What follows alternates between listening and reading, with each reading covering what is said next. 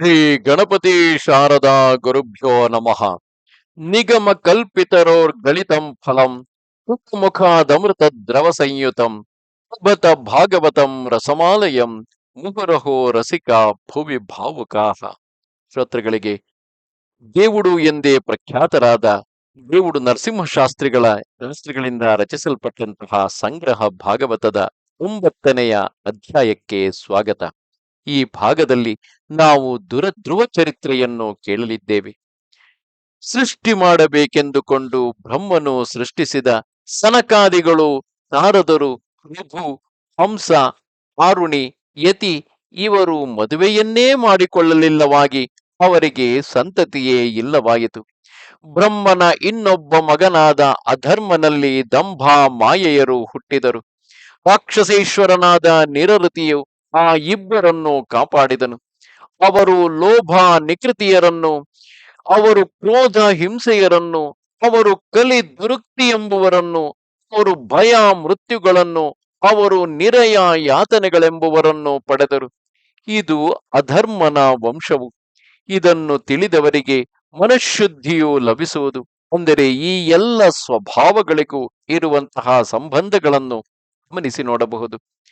ಇನ್ನು ಭಗವದಂಶ ಸಂಭೂತನಾದ ಮನುವಿನ ವಂಶವನ್ನು ಬಣ್ಣಿಸುವೆನು ಕೇಳು. ಮನುವಿಗೆ ಪ್ರಿಯವ್ರತ, ಉತ್ಥಾನಪಾದರೆಂಬ ಇಬ್ಬರು ಗಂಡು ಮಕ್ಕಳಾದರು. ಉತ್ಥಾನಪಾದನಿಗೆ ಸುನೀತಿ, ಸುರುಚಿ ಎಂದು ಇಬ್ಬರು ಹೆಂಡತಿಯರಾದರು. ಸುನೀತಿಗೆ ಧ್ರುವನು, ಸುರುಚಿಗೆ ಉತ್ತಮನು ಆದರು. ರಾಯನಿಗೆ ದೊಡ್ಡ ಹೆಂಡತಿಯಾದ ಸುನೀತಿಗಿಂತ ಸುರುಚಿಯಲ್ಲಿಯೇ ಹೆಚ್ಚು ಅಭಿಮಾನವಿತ್ತು. ಒಂದು ದಿನ ರಾಜನು ಸುರುಚಿಯ ಪುತ್ರನಾದ ಉತ್ತಮನನ್ನು ತೊಡೆಯ ಮೇಲೆ ಕುಳ್ಳಿರಿಸಿಕೊಂಡು ಮುದ್ದಾಡುತ್ತಿರುವಾಗ ಧ್ರುವನು ಬಂದು ತಾನು ತೊಡೆಯ ಮೇಲೆ ಕುಳಿತುಕೊಳ್ಳಬೇಕೆಂದನು. ಅದನ್ನು ಕಂಡು ಸುರುಚಿಯು ಗರ್ವದಿಂದ, ಧ್ರುವ, ನೀನು ನನ್ನ ಹೊಟ್ಟೆಯಲ್ಲಿ ಹುಟ್ಟಲಿಲ್ಲ, ಅದರಿಂದ ನೀನು ನಿನ್ನ ತಂದೆಯ ತೊಡೆಯ ಮೇಲೆ ಕುಳಿತುಕೊಳ್ಳಲಾರೆ. ನಿನಗೆ ಸಿಂಹಾಸನವಂತೂ ಸಿಕ್ಕುವುದೇ ಇಲ್ಲ. ನಿನಗೆ ಸಿಂಹಾಸನವು ಬೇಕಾದರೆ ನಾರಾಯಣನ ಕೃಪೆಯನ್ನು ಪಡೆದು ನನ್ನ ಹೊಟ್ಟೆಯಲ್ಲಿ ಹುಟ್ಟು ಎಂದು ಗದರಿಕೊಂಡಳು. ಧ್ರುವನು ಅದನ್ನು ಸಹಿಸಲಾರದೆ ಅಳುತ್ತಾ ತನ್ನ ತಾಯಿಯ ಬಳಿಗೆ ಹೋದನು. ಆಕೆಯು ಎಲ್ಲವನ್ನೂ ಕೇಳಿ ಬಹಳವಾಗಿ ದುಃಖಪಟ್ಟಳು. ಮಗನನ್ನು ಕುರಿತು, ಅಪ್ಪ, ಸುರುಚಿಯ ಮಾತು ನಿಜ. ನೀನು ಶ್ರೀಮನ್ನಾರಾಯಣನನ್ನು ಭಕ್ತಿಯಿಂದ ಆರಾಧಿಸು. ನಿಮ್ಮ ತಾತನಾದ ಮನುಚಕ್ರವರ್ತಿಗೆ ಭೂಮಂಡಲದ ಒಡೆತನವನ್ನು, ನಿಮ್ಮ ಮುತ್ತಾತನಾದ ಬ್ರಹ್ಮನಿಗೆ ಸತ್ಯಲೋಕದ ಅಧಿಪತ್ಯವನ್ನು ಕೊಟ್ಟವನು ಆತನೇ. ಅದರಿಂದ ಭಕ್ತರನ್ನು ಕಾಪಾಡುವ ಶ್ರೀಮನ್ನಾರಾಯಣನನ್ನು ಆರಾಧಿಸು.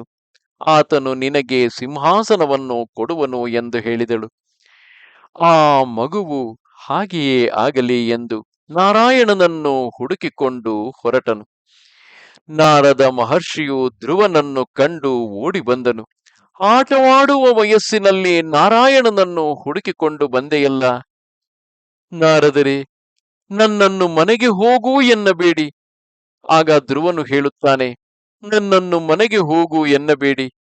ಶ್ರೀಮನ್ನಾರಾಯಣನನ್ನು ಕಾಣುವುದು ಹೇಗೆ ಹೇಳಿಕೊಡಿ, ನನ್ನನ್ನು ಕಾಪಾಡಿ ಎಂದು ಧ್ರುವನು ಬೇಡಿಕೊಂಡನು. ನಾರದರು ಆತನ ನಿಶ್ಚಯವನ್ನು ಕಂಡು ಸಂತೋಷಪಟ್ಟು, ಧ್ರುವಕುಮಾರ, ಭಗವಂತನಾದ ವಾಸುದೇವನನ್ನು ಕಾಣುವುದಕ್ಕೆ ಭಕ್ತಿಗಿಂತ ಬೇರೆ ಇನ್ನು ಯಾವ ಉಪಾಯವೂ ಇಲ್ಲ. ಇಷ್ಟ ಸಿದ್ಧಿಗೆ ಶ್ರೀಹರಿಯ ಪಾದಸೇವನವೊಂದೇ ದಾರಿಯು. ಅದರಿಂದ ನೀನು ಯಮುನಾ ನದಿಯ ಬಳಿ ಹೋಗು. ಅಲ್ಲಿ ಮಧುವನವೆಂಬ ಅರಣ್ಯದಲ್ಲಿ ಶ್ರೀಹರಿಯು ಯಾವಾಗಲೂ ಇರುವನು.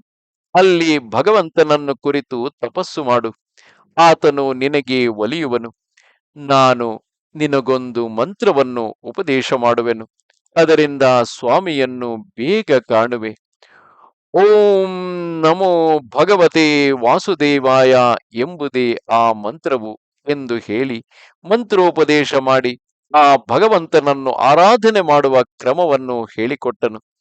ಧ್ರುವನು ಆತನಿಗೆ, ಅಂದರೆ ನಾರದರಿಗೆ, ಪ್ರದಕ್ಷಿಣ ನಮಸ್ಕಾರಗಳನ್ನು ಮಾಡಿ ತಪಸ್ಸಿಗಾಗಿ ಯಮುನಾ ತೀರದ ಮಧುವನಕ್ಕೆ ಹೊರಟು ಹೋದನು. ನಾರದರು ಉತ್ಥಾನಪಾದರಾಯನ ಬಳಿಗೆ ಹೋದರು.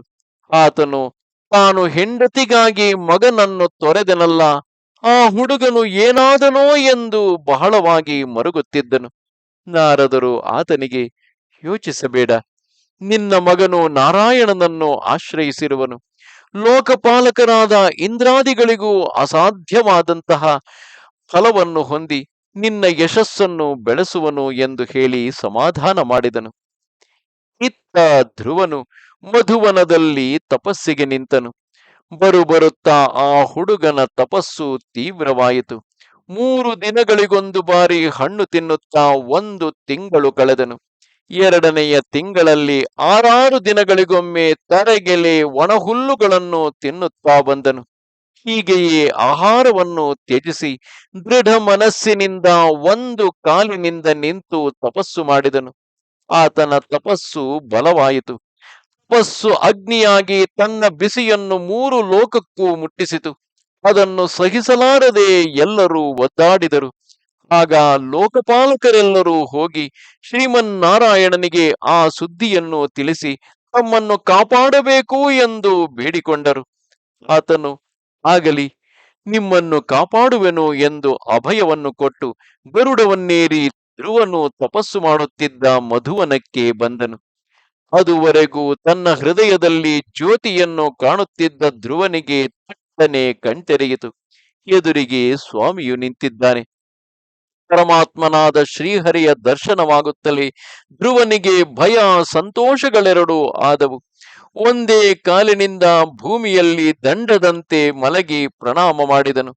ಆ ದಿವ್ಯ ಮಂಗಳ ವಿಗ್ರಹವನ್ನು ನೋಡುತ್ತಾ ಆ ಪರಮ ಪುರುಷನ ಸೌಂದರ್ಯವನ್ನೆಲ್ಲ ಕಣ್ಣುಗಳಿಂದ ಕುಡಿಯುವನೋ, ಆ ಪುರುಷೋತ್ತಮನನ್ನು ತಬ್ಬಿಕೊಂಡು ಮುದ್ದಾಡುವನೋ ಎಂಬಂತೆಯೂ ಆಗಿ ಆ ಪರಮಾತ್ಮನನ್ನು ಹೊಗಳಬೇಕೆಂಬ ಆಸೆಯು ಬಲವಾಗಿದ್ದರೂ ನಾಲಿಗೆಯನ್ನು ಆಡಿಸಲು ಅರಿಯದೆ ಕೈ ಮುಗಿದುಕೊಂಡು ಕಂಬದಂತೆ ನಿಂತಿರುವ ಆ ಕುಮಾರನನ್ನು ಕಂಡು ಶ್ರೀಮನ್ನಾರಾಯಣನು ತನ್ನ ಕೈಯಲ್ಲಿರುವ ಶಂಖದಿಂದ ಪರಮ ಪ್ರೀತಿಯಿಂದ ಮುಟ್ಟಿದನು. ಆಗ ಧ್ರುವನಿಗೆ ನಾಲಿಗೆ ಅಲ್ಲಾಡಿತು, ವಾಕ್ಕು ಹೊರಟಿತು. ಆ ಭಗವಂತನನ್ನು ಹೊಗಳಿದನು. ಅಖಿಲ ಶಕ್ತಿಧರನಾದ ಪುರುಷನು ನನ್ನ ಹೃದಯವನ್ನು ಹೊಕ್ಕನು. ಮಲಗಿದ್ದ ಮಾತು ಮತ್ತೆ ಜೀವಿಸಿತು. ನನ್ನ ಕೈ, ಕಾಲು, ಕಿವಿ, ಚರ್ಮ ಮೊದಲಾದ ಇಂದ್ರಿಯಗಳು, ಪ್ರಾಣಗಳು ಸಚೇತನವಾದವು. ಆ ಪುರುಷನಿಗೆ ನಮಸ್ಕಾರವು.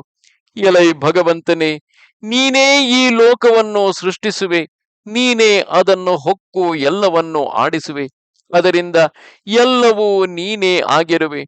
ಎಲೈ ಜಗನ್ನಾಥನೇ, ನಿನ್ನ ಪಾದ ಕಮಲವನ್ನು ಧ್ಯಾನಿಸಿದರೆ, ನಿನ್ನ ಭಕ್ತರ ಕಥೆಯನ್ನು ಕೇಳಿದರೆ ಯಾವ ಆನಂದ ಉಂಟಾಗುವುದೋ ಆ ಆನಂದವನ್ನು ಇನ್ನು ಹೇಗೂ ಪಡೆಯಲು ಸಾಧ್ಯವಿಲ್ಲ.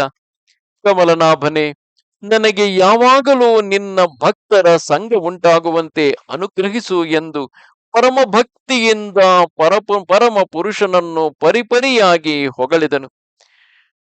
ಭಗವಂತನು ಆ ಭಕ್ತಿಗೆ ಒಲಿದು ಹೇಳಿದನು, ಕುಮಾರ, ನಿನ್ನ ಮನಸ್ಸಿನಲ್ಲಿರುವುದನ್ನು ಬಲ್ಲೆನು, ಅದನ್ನು ಕರುಣಿಸುವೆನು.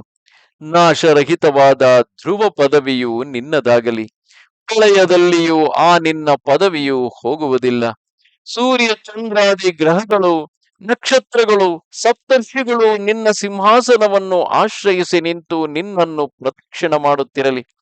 ಭೂಮಂಡಲದಲ್ಲಿ ತಂದೆಯ ರಾಜ್ಯವನ್ನು ಪಡೆದು ಚಕ್ರವರ್ತಿಯಾಗಿ ಬಹುಕಾಲ ರಾಜ್ಯವಾಳಿ ನನಗೆ ಸಪ್ತರ್ಷಿಗಳಿಗೂ ಮೇಲಿರುವ ಪದವಿಯನ್ನು ಪಡೆದು ಸುಖವಾಗಿರು ಎಂದು ಅನುಗ್ರಹ ಮಾಡಿ ಹೋದನು. ಇತ್ತ ಧ್ರುವಕುಮಾರನಿಗೆ ಅಂತಹ ಶಾಶ್ವತ ಪದವಿಯು ದೊರೆತರೂ ಸಂತೋಷವಾಗಲಿಲ್ಲ. ಭಗವಂತನ ದರ್ಶನದಿಂದ ಈ ಲೋಕದಲ್ಲಿರುವ ಪದವಿಗಳೆಲ್ಲ ಒಂದಲ್ಲ ಒಂದು ದಿನ ಮುಗಿಯುವವು. ಈ ಎಲ್ಲದಕ್ಕಿಂತಲೂ ಮುಕ್ತಿಯು ದೊಡ್ಡದು ಎಂಬ ಜ್ಞಾನವು ಬಂದಿತು. ಅದರಿಂದ ತಾನು ಭಗವಂತನು ಎದುರಾಗಿ ಬಂದಾಗ ಮುಕ್ತಿಯನ್ನು ಕೇಳಲಿಲ್ಲ ಎಂಬ ಚಿಂತೆಯು ತಾನಾಯಿತು. ಪುಣ್ಯವಿಲ್ಲದ ಬಡವನು ಚಕ್ರವರ್ತಿಯ ಬಳಿಗೆ ಹೋಗಿ ಒಂದು ಹಿಡಿ ಕಾಳು ಕೇಳಿದಂತಾಯಿತಲ್ಲ ಎಂದು ಬಲವಾಗಿ ಮರುಗಿದನು. ಹೀಗೆ ಚಿಂತಿಸುತ್ತಾ ಮತ್ತೆ ರಾಜಧಾನಿಗೆ ಹಿಂದಿರುಗಿದ ಮಗನನ್ನು ರಾಜನು ಪರಮ ಪ್ರೇಮದಿಂದ ಸತ್ಕರಿಸಿದನು. ಕುಮಾರನು ತಾಯಿಯವರಿಗೂ ತಂದೆಗೂ ಸಾಷ್ಟಾಂಗ ನಮಸ್ಕಾರ ಮಾಡಿ ಗೌರವಿಸಿ ಅವರ ಆಶೀರ್ವಾದವನ್ನು ಪಡೆದನು. ಎಲ್ಲರೂ ಸುನೀತಿಯು ಎಂತಹ ಪುಣ್ಯವಂತೆ ಎಂದು ಬಾಯಿ ತುಂಬಾ ಹೊಗಳಿದರು. ಕೆಲವು ಕಾಲವಾದ ಮೇಲೆ ರಾಯನು ತನಗೆ ಮುದಿತನವು ಬಂದಿರುವುದನ್ನು ತಿಳಿದು ಧ್ರುವನಿಗೆ ರಾಜ್ಯವನ್ನು ಒಪ್ಪಿಸಿ ತಾನು ತಪಸ್ಸಿಗಾಗಿ ಕಾಡಿಗೆ ಹೋದನು. ಧ್ರುವನು ಭ್ರಮಿ, ಇಳ ಎಂಬ ಇಬ್ಬರು ಹೆಂಡಿರನ್ನು ಮದುವೆಯಾಗಿ 3 ಗಂಡು ಮಕ್ಕಳನ್ನು ಒಬ್ಬ ಮಗಳನ್ನು ಪಡೆದನು. ಇತ್ತ ಉತ್ತಮ ಕುಮಾರನು ಬೇಟೆಗೆಂದು ಹೋದವನು ಒಬ್ಬ ಯಕ್ಷನಿಗೆ ಬಲಿಯಾದನು. ಅದನ್ನು ಕೇಳಿ ಅವನ ತಾಯಿ ಸುರುಚಿಯು ಪ್ರಾಣ ಬಿಟ್ಟಳು. ಸೋದರನ ಮರಣವನ್ನು ಕೇಳಿ ರಥವನ್ನೇರಿ ಯಕ್ಷ ರಾಜ್ಯವನ್ನು ಕುರಿತು ಧ್ರುವನು ಹೊರಟನು. ಅಲ್ಲಿ ಯಕ್ಷರಿಗೂ ಧ್ರುವನಿಗೂ ಘೋರವಾದ ಯುದ್ಧವಾಯಿತು. ಆಗ ಬಲಿಷ್ಠನಾದ ಧ್ರುವನು ಯಕ್ಷರನ್ನು ಗುಂಪು ಗುಂಪಾಗಿ ಕೊಲ್ಲುತ್ತಿರುವುದನ್ನು ನೋಡಿ ಆತನ ತಾತನಾದ ಮನುಚಕ್ರವರ್ತಿಯು ಕನಿಕರಗೊಂಡು ಧ್ರುವನ ಬಳಿಗೆ ಬಂದನು. ಆತನನ್ನು ಕುರಿತು ಮನುವು, ಕುಮಾರ, ಈ ಅತಿ ಕೋಪವೇಕೆ? ಒಬ್ಬನ ಅಪರಾಧಕ್ಕಾಗಿ ಕುಲವನ್ನೆಲ್ಲ ಕೊಲ್ಲುವುದು ನ್ಯಾಯವಲ್ಲ. ಎಲ್ಲರಲ್ಲಿಯೂ ಪ್ರೀತಿಯನ್ನಿಡುವುದು ಭಕ್ತನ ಕಾರ್ಯವು.